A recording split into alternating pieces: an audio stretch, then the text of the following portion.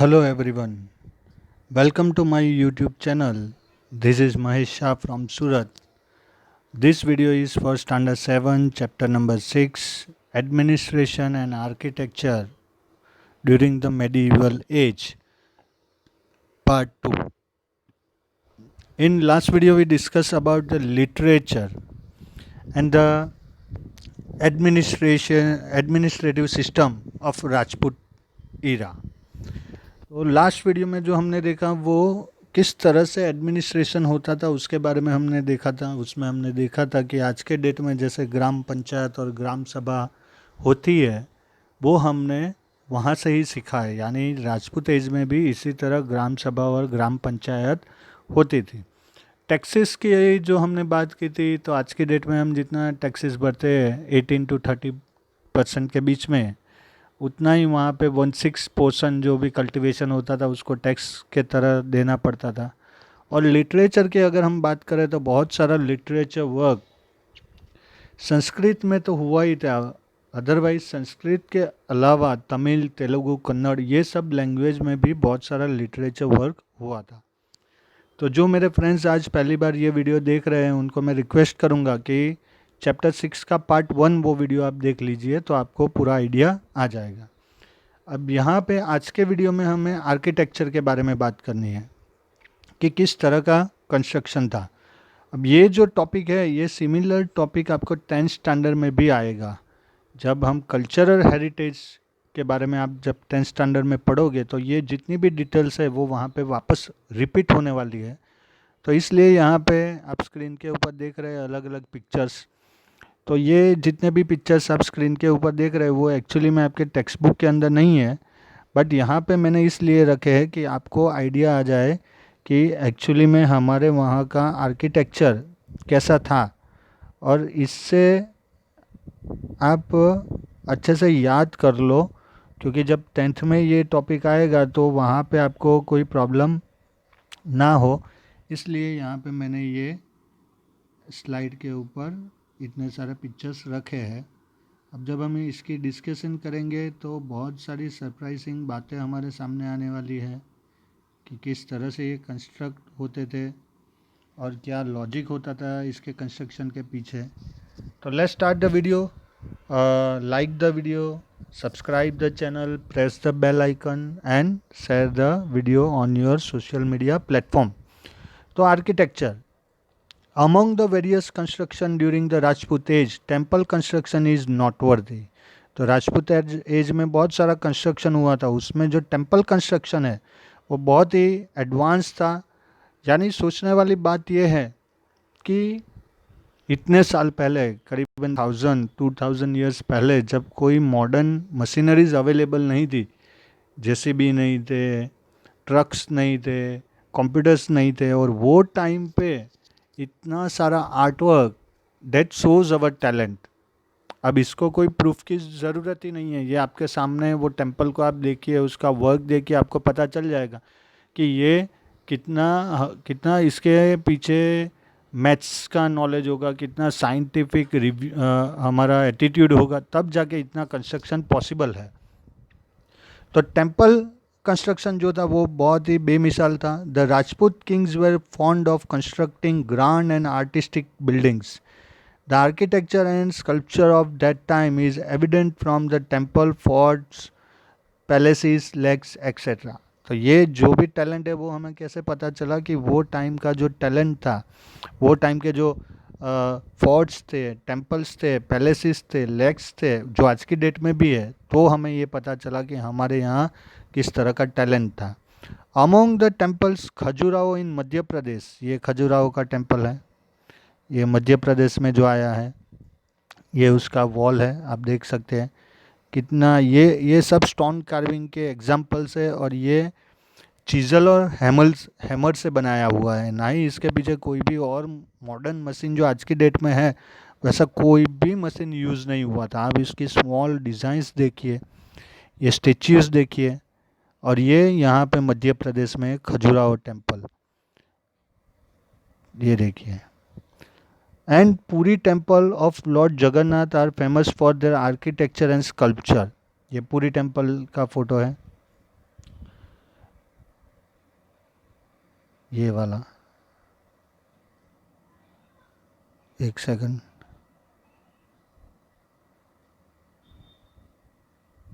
हाँ, तो पूरी टेंपल का जो मैंने फ़ोटो है वो एक्चुअली मैं आगे कोई सेकंड या फर्स्ट चैप्टर के वीडियो में दिखाया है।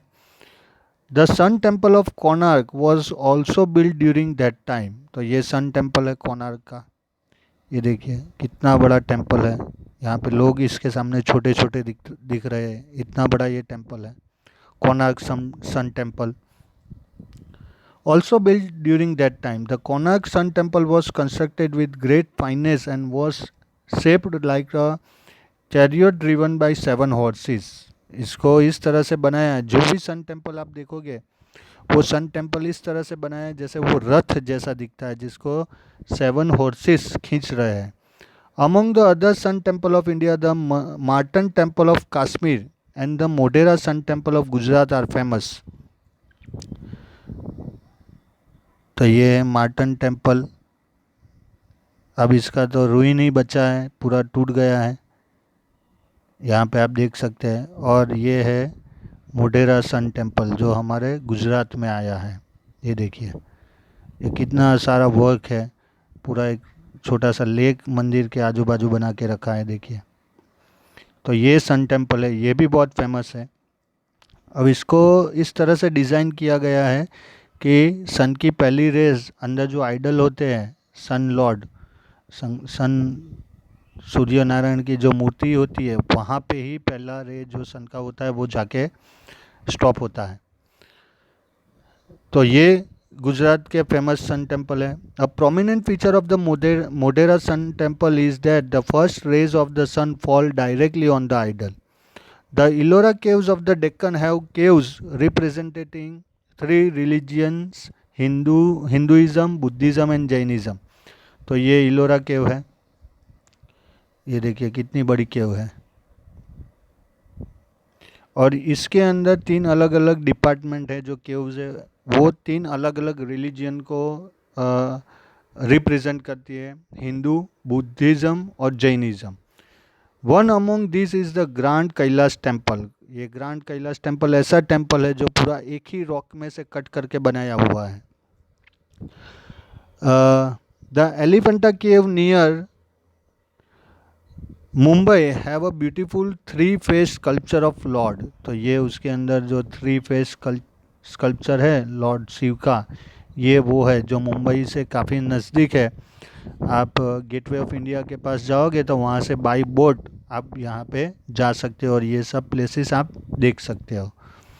The Meenakshi temple at Madurai is famous all over India. तो ये मीनाक्षी टेम्पल है, ये देखिए कितना बड़ा टेम्पल है, ये पूरे दुनिया में फेमस है। कितना 1 2 3 4 5 6 7 8 9 10 10 फ्लोर 10 स्टोरीड हाइट है इसकी, यानी हमारे बिल्डिंग के 10-11 फ्लोर जितना।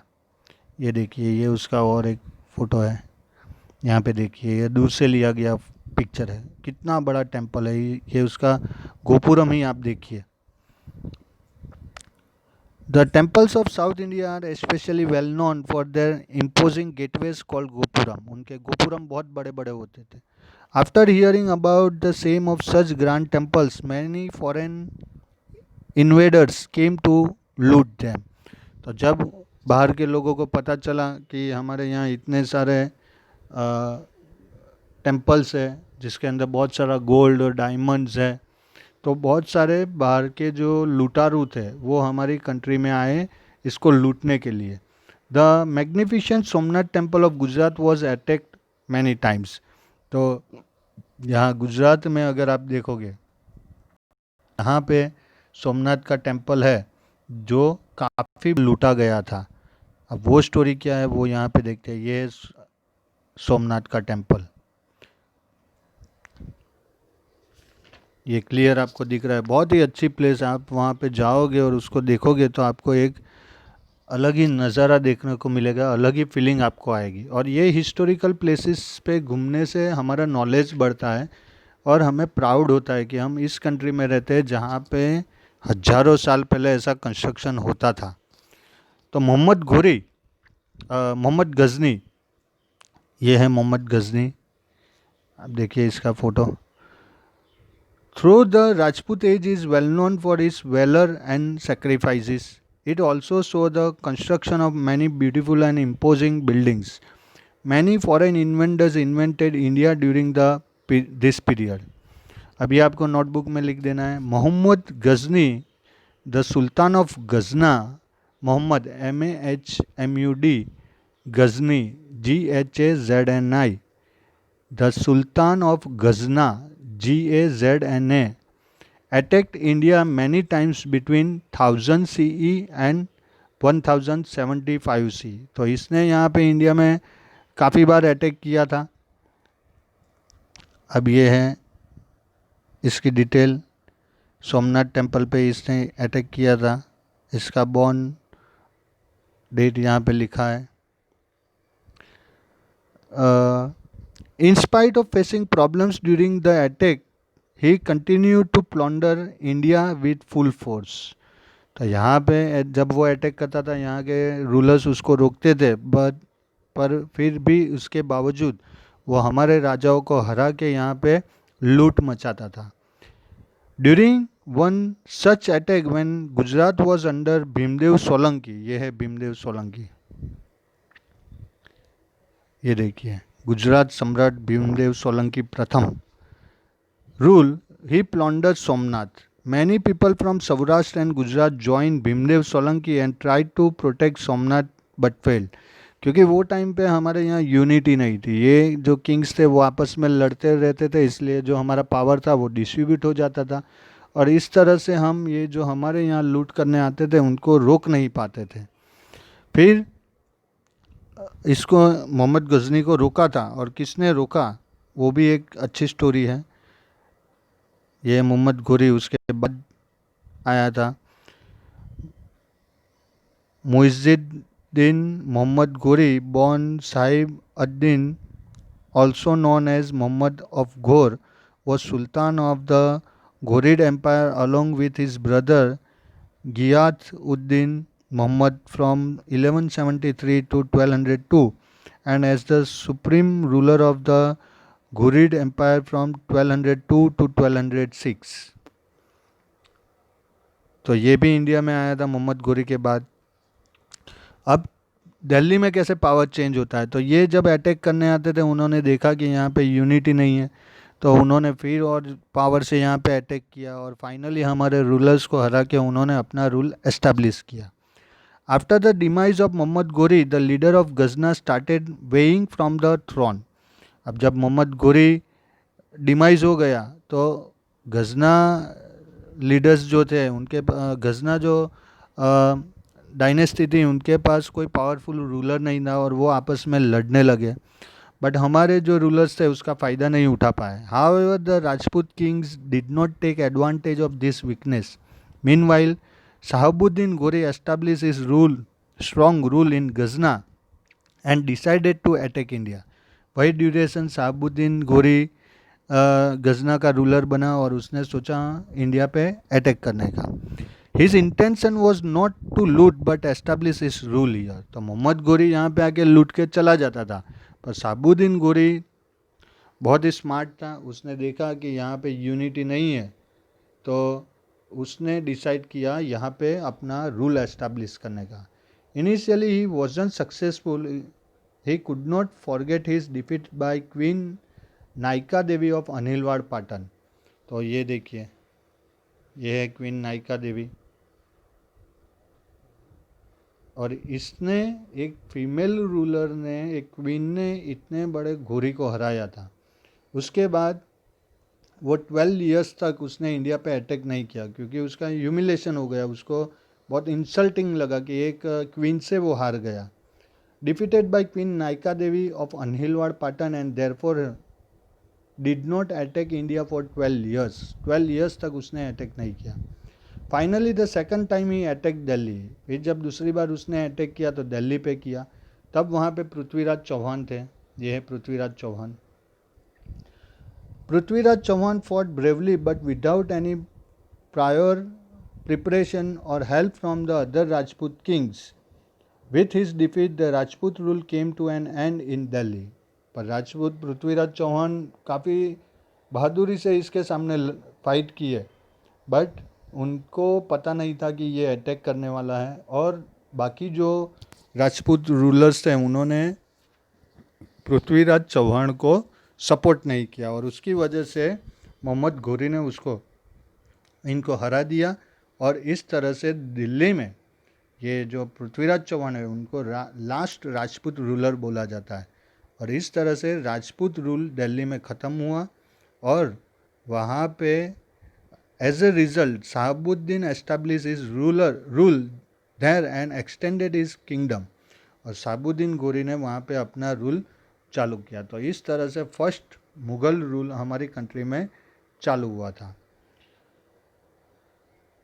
Shahabuddin, after Shahabuddin his slave who was also his commander Qutbuddin Aibak, ये कुतुबुद्दीन ऐबक, तो शहाबुद्दीन के बाद ये इनका स्लेव गुलाम था और उनका कमांडर भी था। उसने वहाँ पे जब ये शहाबुद्दीन गोरी मर गया तो उसके बाद जब ये गोरी डायनेस्टी में वापस प्रॉब्लम चालू हुए तो कुतुबुद्दीन ऐबक ने सबको पीछे छोड़ के अपना रूल एस्टेब्लिश किया। Qutubuddin Aibak ascended the throne. He was known as the founder of slave dynasty. तो कुतुबुद्दीन ऐबक ने सबसे पहले दिल्ली में स्लेव डायनेस्टी चालू की, यानी गुलाम वंश। विद दिस, ये कुतुबुद्दीन ऐबक ने यहाँ पे कुतुब मीनार भी बनवाया था। ये कुतुब मीनार जो है वो कुतुबुद्दीन ऐबक के नाम से है। अब कुतुबुद्दीन ऐबक ने इसका कंस्ट्रक्शन चालू करवाया था, पर मीनवाइल उसकी डेथ हो गई, तो उसका सन इन लॉ था इल्तुतमिश, उसने ये कुतुब मीनार का कंस्ट्रक्शन कंप्लीट करवाया। और इस तरह से इंडिया में 1206 से सल्तनत डायनेस्टी चालू हुई। With the Rajput rule came to an end in Delhi there was a change in the administration and society. फिर जिस तरह से ये सल्तनत डायनेस्टी चालू हुई, इन लोगों ने अपने रूल और एडमिनिस्ट्रेटिव सिस्टम अप्लाई किया, और फिर आगे स्टोरी में क्या होता है वो हम लोग चैप्टर नंबर 8 के जब वीडियो में बनाऊंगा उसके अंदर डिस्कस करेंगे कि किस तरह से स्लेव डायनेस्टी चालू हुई, फिर उसके बाद कैसे खिलजी डायनेस्टी आई, तुगलक डायनेस्टी, फिर उसके बाद अकबर, जहांगीर, ये सब रूल चालू हुए। उसकी स्टोरी आगे वाले चैप्टर में हम कंप्लीट करने वाले हैं। तो in place of valour and sacrifice people started conspiring against each other for power. The throne of Delhi was stained with blood. तो यहाँ पे स्टोरी चालू हुई किस तरह की दिल्ली के ऊपर हुकूमत करने की। अब यहाँ पे पावर को कंट्रोल करने के बदले सब लोग एक दूसरे के ऊपर अटैक करते थे, क्योंकि सबको दिल्ली का रूल अपने हाथ में लेना था और मोस्ट पावरफुल बनना था। और इस तरह से दिल्ली के लिए बहुत सारी लड़ाइयाँ हुई। और आज से नहीं, ये महाभारत के टाइम से है। महाभारत में जो पांडवों का खुद का किंगडम था इंद्रप्रस्थ, वो एक्चुअली में ये दिल्ली था। फिर सल्तनत पीरियड चालू हुआ, तब बहुत सारी बैटल्स हुई। उसके बाद मुग़ल पीरियड चालू हुआ, तब बहुत सारी बैटल्स हुई। फिर ब्रिटिश रूल चालू हुआ, तो ब्रिटिशर्स भी दिल्ली के लिए बहुत बार वॉर की है, बैटलें की है। तो ऐसा बोला जाता है कि दिल्ली का जो थ्रोन है, पावर है, वो स्टेन विद ब्लड, यानी खून से रंगा हुआ है। तो ये इतनी स्टोरी है। अब यहाँ पे हमें क्या सीख मिलती है कि अगर हमारी यूनिटी होती तो पॉसिबल है कि कोई और हमारे ऊपर रूल नहीं कर पाता, ना ही कभी सल्तनत ईरा चालू होता, ना ही मुग़ल ईरा चालू होता, और ना ही अगर मुग़ल जो रूलर्स थे वो वीक बनते तो ब्रिटिशर्स भी यहाँ पे कभी रूल नहीं कर सकते और इंडिया फॉरएवर फ्री रहता। पर ऐसा एक्चुअली में हुआ नहीं। तो इसमें सबसे बड़ी, अगर हम कोई हमारी मिस्टेक ढूंढने जाए तो एक ही मिस्टेक हमारे सामने आती है, that is unity. We are not living in unity, and that is why these all foreigners many times attack to India, ruin our cultural heritage, ruin our prosperity, ruin our knowledge also, and we are suffering with many problems. तो ये history जानने से हमें दो बातें एक तो समझ में आती है कि एक तो हमारी जो हिस्ट्री है वो कितनी प्रॉस्परस है, यानी कितने टैलेंटेड लोग थे। बाकी इतना सारा टेम्पल बनाना वो भी कंप्यूटर मॉडर्न मशीनरी नहीं है, और हाथों से बनाना, इतने बड़े बड़े पत्थर को एक प्लेस से दूसरे प्लेस ले जाना, उसके पीछे इतना एक्सपेंस करना। अभी जैसे आप ये सन टेम्पल ऑफ कोणार्क को ही देख लो, अगर आप आज की डेट में उसको बनाने जाओगे तो कितना मिलियंस ऑफ रुपीज़ का एक्सपेंस होगा। तो इतना एक्सपेंस करना और उसके बाद उसको इस तरह से बनाना कि वो आज की डेट में भी हम देख सकते हैं, तो कितना स्किल होगा, कितना टैलेंट होगा, ये प्रूव होता है। और दूसरा जो हमें पता चलता है कि हमारी खुद की मिस्टेक, कि अगर यूनिटी नहीं होगी तो कितना भी टैलेंट हो, कितनी भी स्किल हो, कितना भी प्रॉस्पेरिटी हो, ये सब हमारे हाथ से निकल जाएगा। तो फ्यूचर में आप फ्यूचर की जनरेशन बनने वाले हो। फ्यूचर में आप में से कोई प्राइम मिनिस्टर भी बन सकता है, डॉक्टर भी बन सकता है, इंजीनियर भी बन सकता है। पर जब आप एडमिनिस्ट्रेटिव सिस्टम का पार्ट बनो तो आपको ये ध्यान रखना है कि यूनिटी इंडिया की कभी टूटे नहीं। और ये प्रैक्टिस आपको क्लास से चालू करनी है, अपने क्लास में, अपने फ्रेंड सर्कल में चालू करनी है कि अभी से लीडर बनना सीखो। फॉलोअर मत बनो, लीडर बनो। और लीडर बनने के लिए सबके प्रॉब्लम्स को सुनना, खुद को वो लेवल पे ले जाना कि सब अपने प्रॉब्लम आपको बताए, उसके लिए उतना टैलेंटेड बनना, ये नेसेसरी है। अगर आपका ही होमवर्क बाकी रहता है, अगर आप ही किसी के ऊपर डिपेंडेबल हो, तो आपकी हेल्प लेना कौन आएगा। तो ये अभी टाइम है आपके पास कि आप ये सीखो कि किस तरह से लीडर बना जाता है। और फिर फ्यूचर में इंडिया के जब प्राइम मिनिस्टर या प्रेसिडेंट बनो तो इंडिया को नंबर 1 बनाने की कोशिश करो। पर पहले अपने क्लास को नंबर 1 बनाओ, फिर अपने स्टैंडर्ड को नंबर 1 बनाओ, फिर अपनी स्कूल को नंबर 1 बनाओ। अगर ये आप अचीव कर लोगे तो फ्यूचर में आप इंडिया को भी नंबर 1 बना सकते हो। तो आज के वीडियो में इतना ही हमें डिस्कस करना है। इसके बाद ये एक एक्सरसाइज है, ये जो टेबल है ऑथर वाला वो आपको नोटबुक में लिख देना है और ये एक्सरसाइज आपको सॉल्व कर देनी है। अगर यहाँ पे कहीं पे आपको कोई भी प्रॉब्लम आता है तो आप मुझे टेक्स्ट करके अपने क्वेश्चन पूछ सकते हैं। ये थिंग्स टू नो भी यहाँ पे है, वो भी आपको नोटबुक के अंदर लिखना है। तो इसके रिगार्डिंग कोई भी क्वेश्चन हो तो आप मुझे टेक्स्ट कर सकते हो। जितनी भी इन्फॉर्मेशन आपको यहाँ पे मैंने दी है, आप उसके बारे में और ज़्यादा अगर जानना चाहते हो तो नेट के ऊपर भी आप सर्च करके उसके बारे में और डीपली पढ़ सकते हो, जिससे आपका नॉलेज भी बढ़ेगा। तो आई होप कि जो भी हमने एक्सप्लेन किया है वो आपको समझ में आ गया होगा। फिर भी आपको कोई भी क्वेश्चन हो तो आप कभी भी मुझे टेक्स्ट करके अपना क्वेश्चन पूछ सकते हो। और वीडियो को लाइक करना है, चैनल को सब्सक्राइब करना है और बेल आइकन को प्रेस करना है। नेक्स्ट जो वीडियो होगा वो होगा चैप्टर नंबर 7। वो वापस ज्योग्राफी का चैप्टर है, जिसमें हम इंडिया के लोकेशन, बॉर्डर एरिया और फिजियोग्राफी के बारे में जानने वाले हैं। लास्ट ईयर 6 स्टैंडर्ड में आपने गुजरात का लोकेशन, बॉर्डर एरिया और फिजियोग्राफी पढ़ा था। अब 7th में आपको इंडिया के बारे में पढ़ना है, तो वो भी बहुत ही इंटरेस्टिंग चैप्टर है। काफ़ी इंडिया के बारे में हमें फिजिकल इंडिया के बारे में नॉलेज मिलने वाला है। तो I will try to upload that video as fast as possible. Till then, stay home, stay safe. God bless you. Thank you very much.